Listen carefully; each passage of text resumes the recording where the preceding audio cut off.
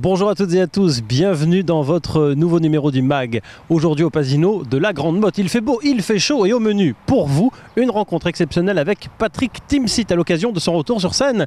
Dans son dernier One Man Show, on ne peut pas rire de tout. Mais juste avant, dans l'événement du MAG, l'ouverture de l'Hippopotamus, ici au Pasino de la Grande Motte. C'est parti, c'est le MAG 12.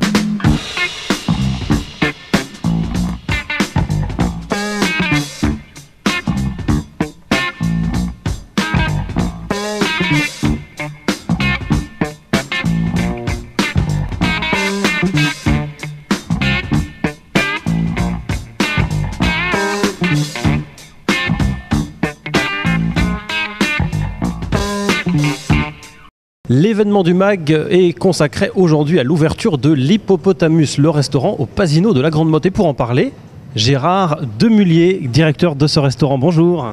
Bonjour et bienvenue chez Hippopotamus. Merci beaucoup. Alors, le 2 avril dernier a ouvert cet Hippopotamus, nouveau design, ici au Pasino de la Grande Motte. Une bonne nouvelle.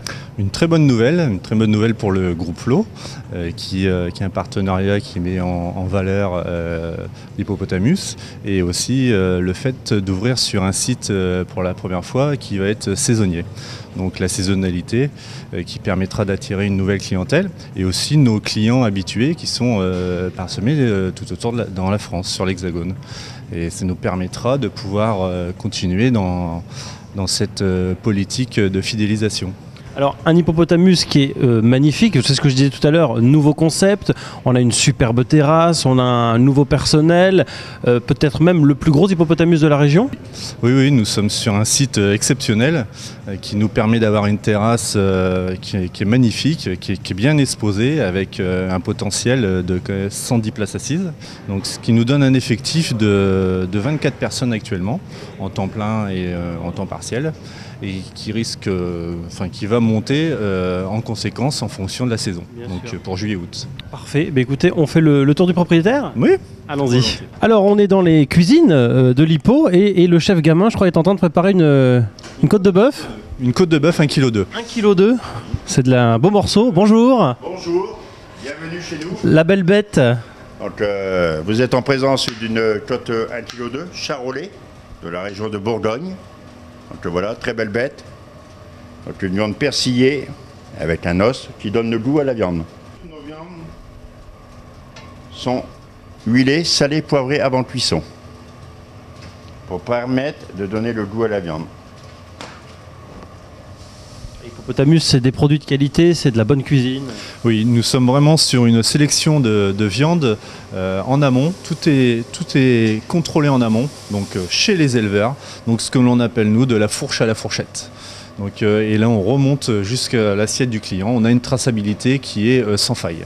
Et alors, le reste de la terrasse, très lumineuse, très spacieuse, sans découvert, c'est ce qu'on disait tout à l'heure.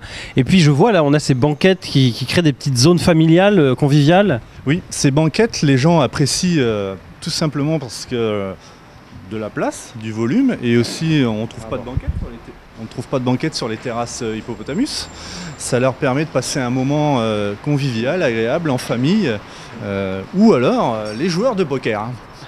Puisque les joueurs de poker, le week-end dernier, étaient présents sur la Grande Motte, et ont apprécié particulièrement ces moments de détente pendant les pauses sur nos banquettes. Bon, voilà, si vous ne l'avez pas compris, bon, je ne peux pas le faire pour vous. Allez à l'Hippo, hein ? Allez, bon appétit.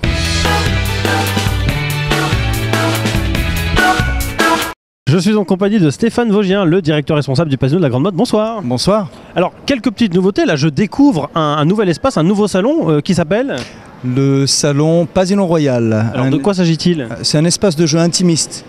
On voulait réserver un petit espace en privilégiant un esprit club, un esprit un peu plus élitiste, on va dire, quelque part, où on réserve à notre clientèle donc cet espace pour qu'ils puissent jouer en toute tranquillité, à l'abri peut-être des regards indiscrets, peut-être un peu de la foule, voilà, pour être un peu plus tranquille. Donc tenue de soirée exigée. Tout à fait. On découvre l'endroit ensemble ? Allez, on y va. Alors, on va découvrir donc ensemble cette salle. Alors, bien entendu, le contrôle aux entrées. Contrôle aux entrées, nous sommes dans une salle de jeu, on respecte la réglementation. Donc, contrôle aux entrées, avec plusieurs jeux qui vous sont proposés, avec la roulette anglaise, le blackjack, Et la nouveauté qui vient d'être autorisée, on a demandé l'autorisation récemment, le Punto Banco. Nous étions allés, vous vous souvenez, à Forges-les-Eaux pour vous présenter les règles du Punto Banco. Alors, des tables de jeu bien entendu, et puis on a des petits espaces salons comme ça pour les personnes qui nous accompagnent, un petit bar, un petit endroit sympathique. Sébastien, vous avez dit le mot, c'est un lounge, tout à fait. L'esprit club à l'anglaise, c'est la raison pour laquelle nous avons l'inspiration de notre décoration est très britannique, avec un espace, comme je vous disais, club. On a un petit canapé, des petites tables pour se détendre et se rafraîchir, éventuellement se restaurer. Mais ça reste vraiment un espace de jeu privilégié. En parlant de fauteuils, d'espace pour se détendre, je crois qu'il y a une autre nouveauté dans le casino depuis quelques mois qui a bien fait parler d'elle, c'est les nouveaux fauteuils des machines à sous qui sont hyper confortables. Écoutez, c'est notre petit point de fierté ici à la Grande Motte. La première classe pour tout le monde dans l'espace machine à sous. J'ai très envie de tester les fauteuils. Eh bien, écoutez, je vous invite à venir me rejoindre. On y va.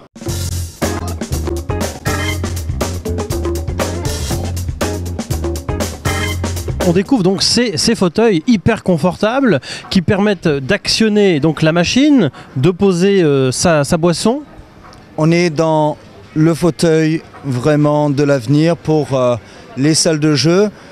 Les machines sont les machines. Maintenant, on va essayer de faire en sorte que le client soit le mieux installé possible et passe le meilleur moment possible. Et ça passe par l'assise. L'assise, on est vraiment bien dedans. On peut mettre les pieds en l'air. On a un bouton pour s'appuyer. On a un petit porte-gobelet pour se rafraîchir également. On a le son dans les oreilles. On est vraiment seul au monde avec sa machine. Et on peut vraiment passer un moment de détente idéal. Oui, c'est ça, parce que la particularité au-delà du confort, c'est effectivement ces petites enceintes intégrées qui permettent de profiter pleinement de l'ambiance de la machine, du son, de l'animation, des jackpots et de la sirène infernale qu'on a envie de tous entendre et qui est synonyme de gain. Exactement. Le son, le confort, bref, tout ce que la clientèle recherche dans une salle de machine à sous, la détente avant tout. Et bien voilà, je vous invite toutes et tous à découvrir ces fauteuils ici au Pasino de la Grande Motte. On fait une petite partie, on se retrouve juste après avec Patrick Timsit.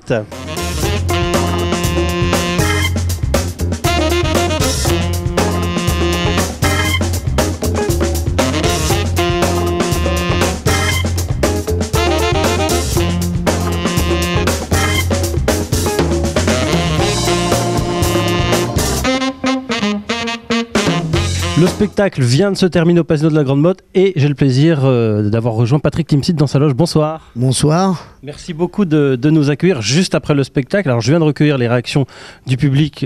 Les critiques sont dithyrambiques, les gens se sont éclatés, ils se sont marrés. Alors ce spectacle ? Excellent. Excellent. Excellent. Peut-on rire de tout alors ? Absolument. Avec tout le monde ? Avec tout le monde. On peut rire de tout. Avec tout le monde ? Avec tout le monde et surtout avec Timsit. Je suis juif, mes parents sont juifs. Moi, j'ai rien à voir avec eux, hein. Je les trouve radins et tout. On peut rire de tout, mais pas avec n'importe qui. À la question « Peut-on rire de tout ?» La réponse est oui. La réponse est non, pas de moi.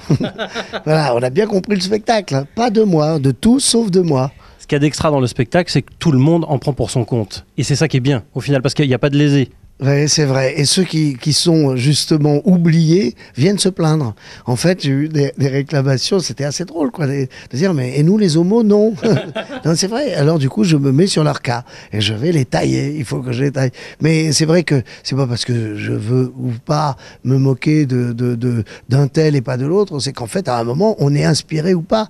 Et c'est forcément l'axe et le décalage que je vais trouver sur le sujet qui va me permettre de le faire sur scène. Et parfois, tout d'un coup, surtout qu'il y a des sujets que mon pire ennemi dans ce spectacle, c'était moi, puisque c'était les spectacles d'avant. Il y a des sujets que j'ai déjà abordés, beaucoup les religions, beaucoup le racisme, Donc, effectivement, on a peur de la redite, on a peur de redire différemment ce qu'on a dit déjà.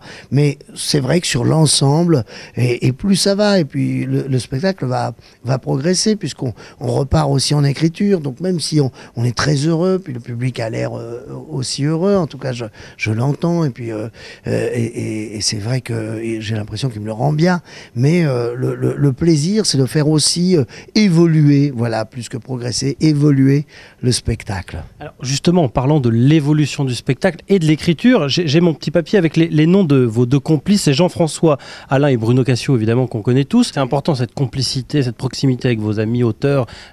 pour construire un spectacle comme celui-là. Surtout, vous êtes sur le fil du rasoir tout le long du spectacle. Il y a un moment où on sait qu'on va basculer d'un côté ou de l'autre, ou est-ce qu'on arrive à tenir la... C'est-à-dire qu'on bascule, mais ça reste entre nous. Voilà. Et après, on le jette, et la corbeille, elle est pleine. Et avec Ahmed, à midi, aussi petit troisième, petit jeune de Guignol de l'Info, finalement, qui a fait longtemps les Guignols de l'Info aussi.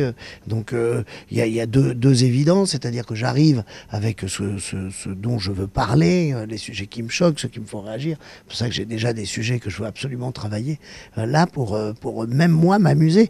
Je vous le dis, c'est le plaisir, d'abord et avant tout, puisque maintenant on est des personnes âgées et qu'on arrive sur scène et que c'est uniquement pour avoir ce moment en dehors de nos petits boulots d'à côté de régal intense. Non mais voilà, ce qui est formidable, c'est qu'on vous retrouve sur scène, seul, votre one-man show.